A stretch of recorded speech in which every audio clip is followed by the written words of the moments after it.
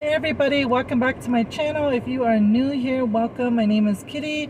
If you hear some wind blowing, you can see my AC is on, so excuse that. In this video, I'm gonna go ahead and tell the story. Please stay tuned if you guys are interested in hearing about when this guy jacked me and used my card. This story happened about 3 years ago, I would say. This guy, we'll call him Charles, because I already named him Charles. I met him online, of course, and he was very nice and very talkative. He knew how to carry a conversation very well. I just liked him. I just liked the way he carried himself.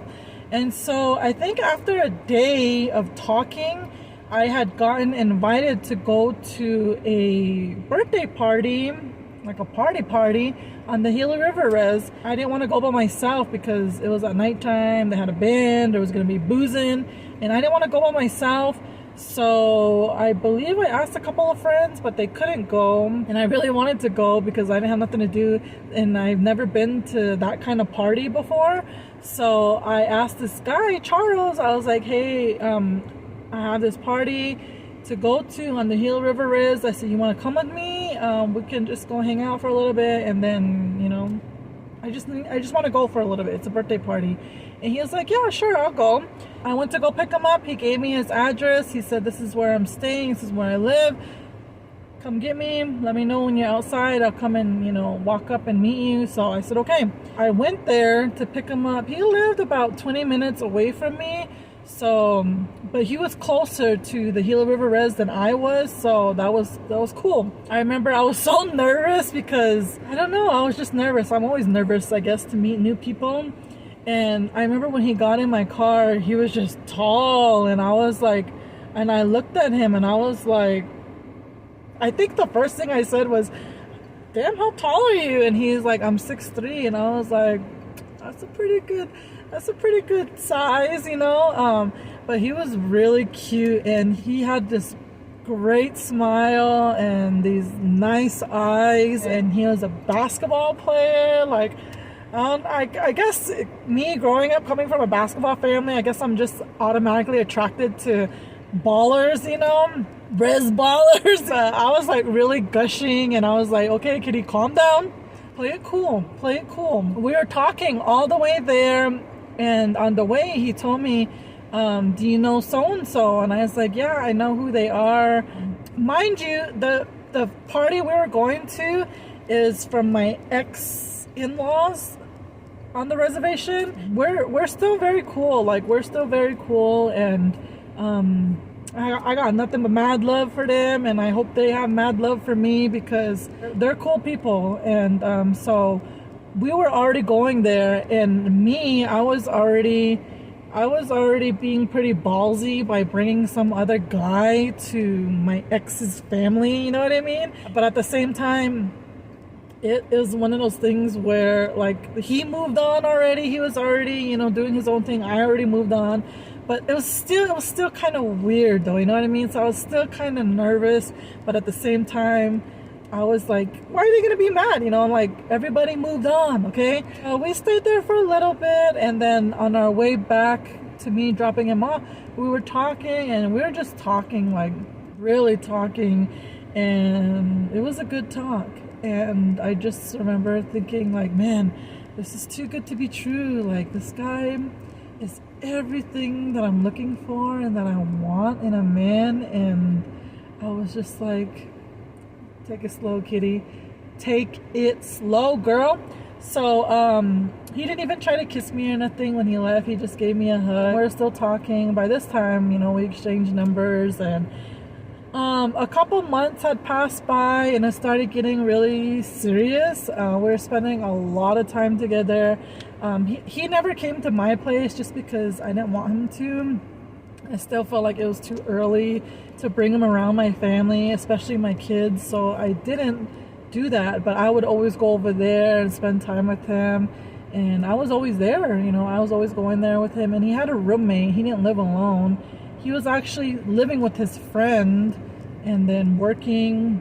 He didn't have a vehicle, which usually I don't like, but I really liked him, and it's just like some things you gotta kind of be lenient about, you know. Have faith in him. He's gonna get his own ride soon, you know. Like, help him boss up, help him be, you know what I mean. Like, if they're gonna help you, you know, help them, you know, encourage someone to be the better version of themselves, you know. So I was thinking, like, that's little shit compared to everything that he has going on and everything I like. That's little stuff.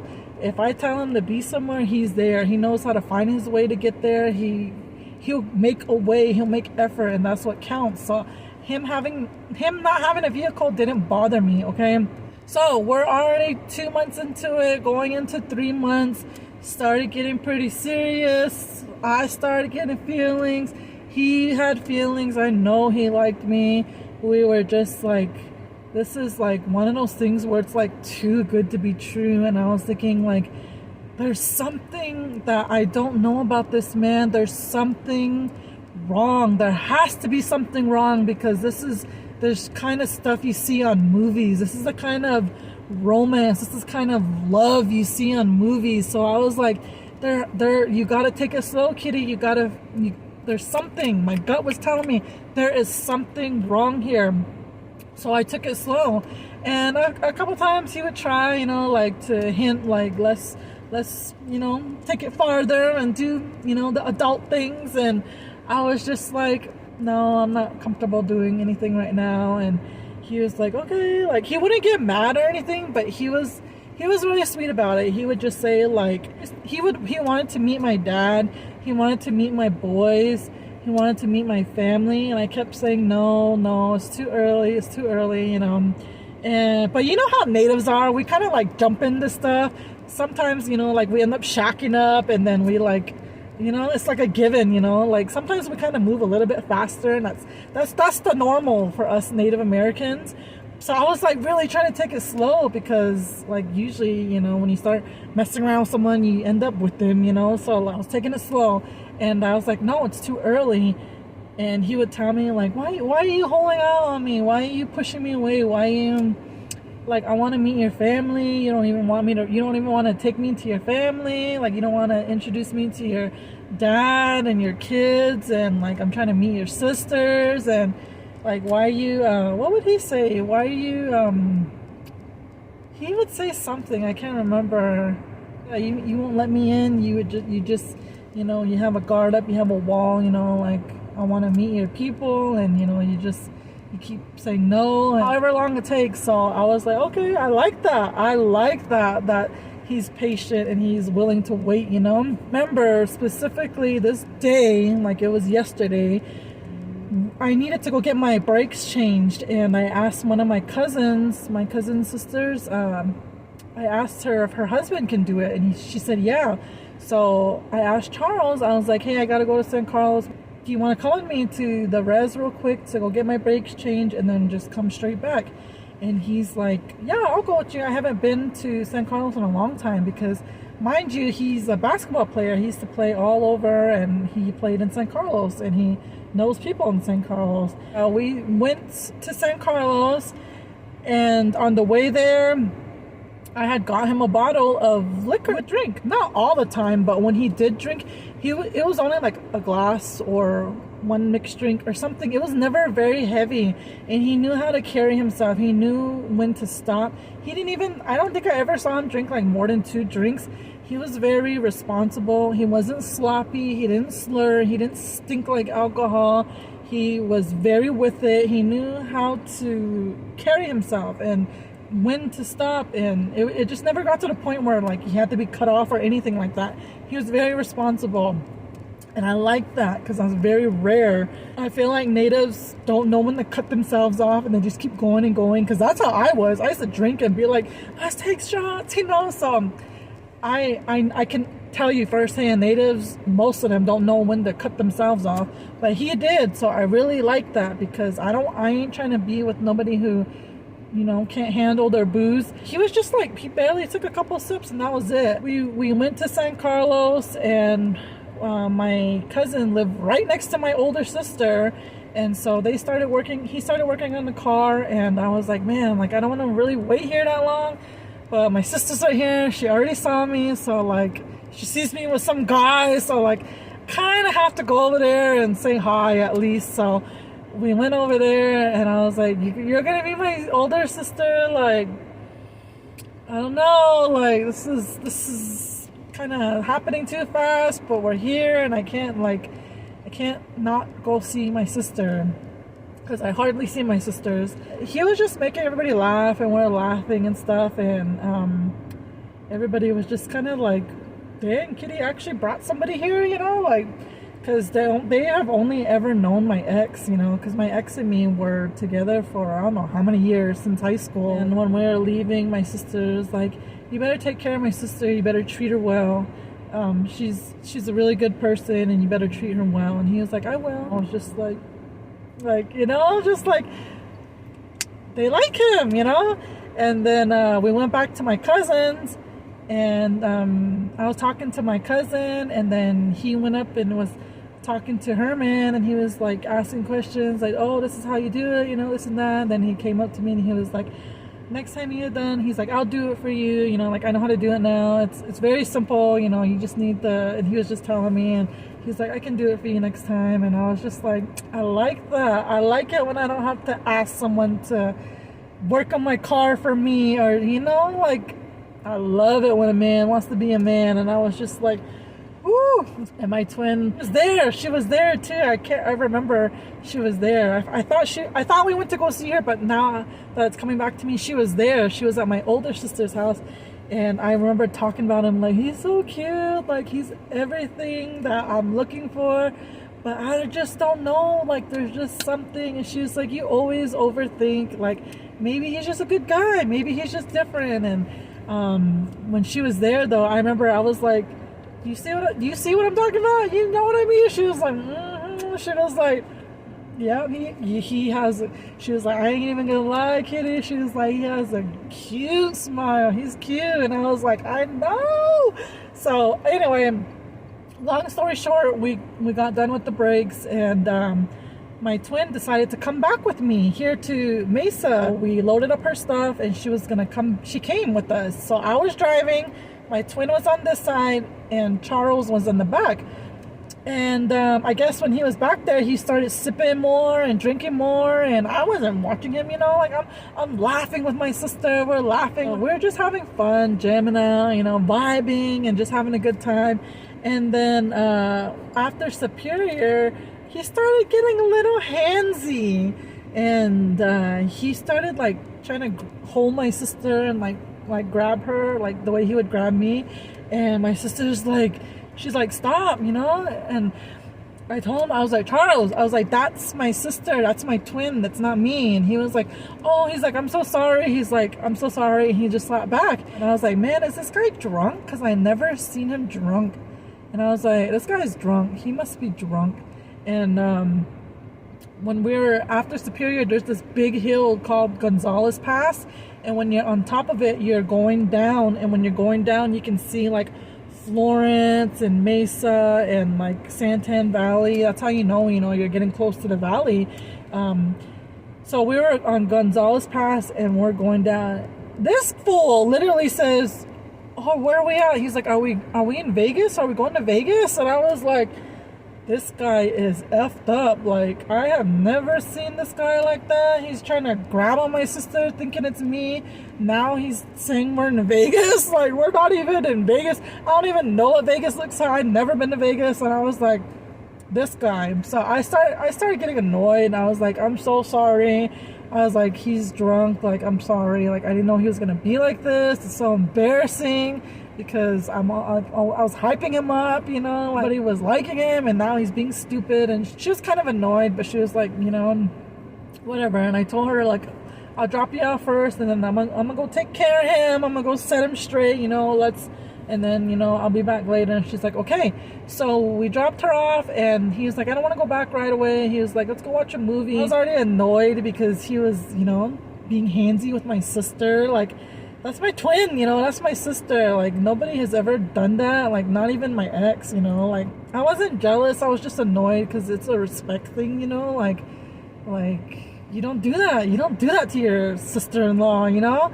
And I was just like, nah, you ain't getting nothing, you know, like I'm not kissing you, I'm not holding your hand. I was kind of mad, and I was like, you know what, let's just go, like I'm gonna drop you off and I'm gonna go home. And on the way dropping him off, he didn't have any money. He didn't have no money because he had just paid his rent, and I don't know, he used to blow his money like on shoes and like basketball stuff. And I was just like, I know he didn't have no money, and I knew he was getting paid coming soon, so like I'm that type where like I can help every now and then and like pay half of the bill, or I'll offer to pay for dinner this time, or I'll get the popcorn at the movies while you get the tickets. You know, I'm not entirely dependent on a man like that. I'm lenient if I know you don't, you know, if you don't have the funds, you know what I mean? So on the way back, this guy literally had the balls to ask me, can you buy me a bottle before you drop me off? And I was like, no.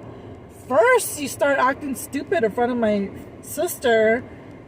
Now you want me to buy you a bottle after you're drunk? You're already drunk. Like, you're done. That's it. You need to go home. Like, I gotta go home. He was like, okay, well, go ahead and drop me off at Circle K, because he lived near a Circle K. And he was like, since, you know, you don't want to lend me any money, he's like, I guess I'm just gonna go in there and take a bottle and walk out. And I was like, wow, you're really gonna do that? You're really gonna offer a bottle? Like, you're really serious? And he was like, yeah. And I was like, okay, you know, you do what you gotta do. Like, so I was like, okay, like, you know, if a bottle is so important to you, like this is just not ending well, okay? Like, I don't think I'm gonna be coming around anytime soon. Like, I think I'm done after this. And he was like, so this is the last time I'm gonna see you? And I was like, yeah, I think so. I'm pretty sure, yeah.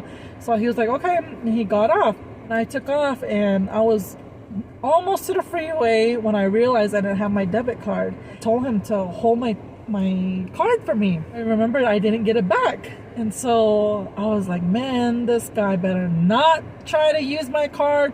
So I turned around, I flipped the bitch, did a U-E, and I started hauling ass back to him because he was like another 5 minutes back the other way. And while I was driving, I was checking my account, and this guy charged, like, it was under $8. It was like $7 something. It was almost $8. So let's just say $8 to my card at the Circle K. And I was like, this guy has some balls. And I caught him right when he was almost to his apartment. I was like, Charles. And he was like, he was holding a bottle. And I was like, really? That's what you buy with my card? I was like, give me my card. I was like, I want my card back. And he was like, here. He gave it to me, and it was all crumbled up, like torn, like he was trying to tear it and get rid of the evidence. I was like, why did you do that to my card? He was like, because I used it. And he's like, don't worry, he's like, I'm gonna pay you back. And I wanted to pay you back. He's like, I asked you for a loan, but you didn't want to give it to me. So he's like, I just had your card and I used it, but I'm gonna pay you back. And he was like, I'm sorry. He's like, I'll pay you back for sure. I'll pay you back when I get paid next week. And I was like, you know what? That's messed up. I was like, well, you know what? To call it even, I said, we'll call it straight if you give me the bottle and I'll leave. Give me my card, which I got. Give me the bottle and I'll leave. And he was like, no, I'm gonna keep the bottle. I was like, really? All this for a bottle? And he was like, yeah. And I was like, man, that's pretty sad. Like, that's pretty sad that you're choosing alcohol over us, you know? Like, I thought we had something good, you know? You're willing to let me go all for a stupid bottle? I'm already sober by this time. I'm already probably like 1 or 2 years into sobriety, and that's not my mentality no more. My mentality is to help in any way I can. I was like, how can I help this guy? How can I help this guy? And I was like, you know what? He's just like every other person. If any other person did this to me, what are you gonna do? You're gonna call the cops. So I told him, if you're not gonna give me the bottle, I'm gonna call the cops because you stole from me.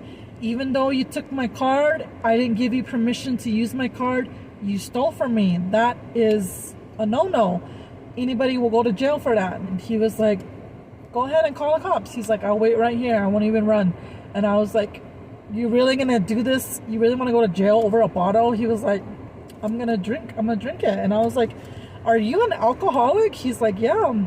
He's like, I'm an alcoholic. And I was like, all From the first time I met you to now you want to tell me finally that you're an alcoholic? I've never seen you act the way you did tonight, but it makes sense now. It makes sense. Like, you really hit it well. You knew how to hide it from me. I said, how often do you drink anyway? You're this alcoholic. How often do you drink? And he said, I drink every day. And I was like, woohoo, kitty. You sure know how to pick them. Okay. I called the cops. They're coming. And he was like, okay. He's like, I'll sit right here. And he's like, well, I sit here. I'm just going to drink this bottle because I'm going to go to jail anyway. And I was just like, wow, still don't want to give up this bottle, you know? So I called the cops and they're like, we're not going to be there till 45 minutes because you guys are really far from where we're at. And I was like, okay. I sat right here in my car and watched him. And he just sat there. And then he just broke down and he just started crying. And he was like, I'm sorry. I am an alcoholic. I lied to you. I'm sorry. And he's like, I know the cops are coming. I'm not going to run. You know, I know I fucked up and I'm going to stay here and, you know, deal with the consequences. He's like, I'm just sorry. And he was crying. And I just looked at him and I remember seeing him cry. He just looked so lost. Like he had so much hurt and pain and depression and just trauma. And I just remember, like, I wasn't even mad anymore. I just felt sorry for him. That's sad, you know? That's sad that our Native people are becoming dependent on alcohol. I was there once upon a time. I'm so glad that I'm not in that position no more. And I said, you know, you're sober now. This is not what you want. You're better than that. Yeah, he's good looking. Yeah, he's a good guy. Yeah, he has everything you know you're looking for as far as personality, looks, the way he treats you and everything. He's a good guy. He's a good guy, but the drinking, you know, you don't want to be with nobody who drinks because you're not drinking no more. You know, it's not for you anymore. Oh, I called the cops back, and I was like, you know what, just cancel it. I'm gonna go home. I live in Mesa, so because we're in Phoenix, and I was like, I'm just gonna go home. Just cancel it. They're like, the cops almost there, and I was like, it's okay. Like, it's not even worth it. You know, I'm like, it was. Just leave it. She's like, okay. So she called it off, and I told him, you know what, you can leave. I said, I'm gonna leave. I'm gonna go home, and don't worry about paying me back. I said, I don't want to hear from you ever again. You chose, you know, you already made your decision. You know, I thought what we had was a good thing, but you know, you're an alcoholic, and I can't be with someone who's an alcoholic. He was like, I'm sorry. I do love you. I did grow feelings for you. He's like, I'm sorry, I messed up. And I was just like, this is punishment enough. I'm the whole package. I'm a good ass woman. I know what I bring to the table. I know what I have to offer. You lost, you know? So sometime within this year, he got a hold of me and he was like, how are you doing? And I said, I'm okay, you know, like, I was like, how about you? You still taking credit cards from girls? And he was like, no, that was the only time. He's like, I'm so sorry. I wanted to say I'm sorry, and I was like, it's water under the bridge. It's old shit, you know, like, it happened, you know, can't do nothing about it. And how are you?